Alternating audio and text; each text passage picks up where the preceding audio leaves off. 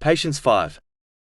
In a narration found in Imam Bukhari's Adab al-Mufrad, number 492, the Holy Prophet Muhammad, peace and blessings be upon him, advised that a Muslim does not face any type of physical difficulty, irrespective of its size, such as a prick of a thorn, or any emotional difficulty, such as stress, except that Allah, the Exalted, erases their sins because of it.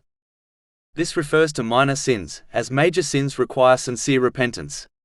This outcome occurs when a Muslim remains patient from the onset of the difficulty until the end of their life.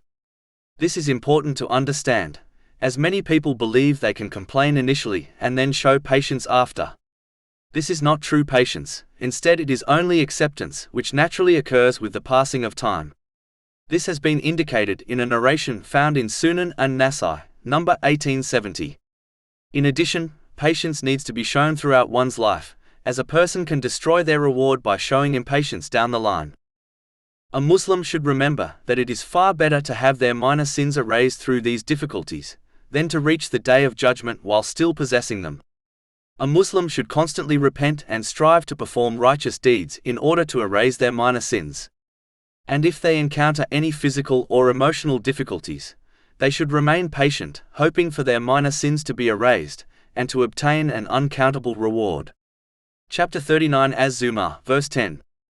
Indeed, the patient will be given their reward without account, i.e., limit.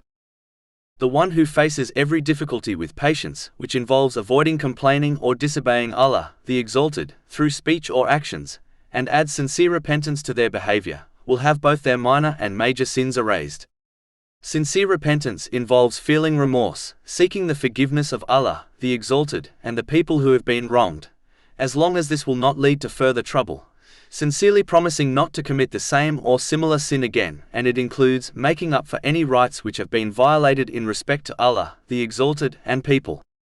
The one who faces difficulties in this manner, and faces times of ease with gratitude, which involves using the blessings one has been granted in ways pleasing to Allah, the Exalted, will find peace and success in every situation they face in both worlds.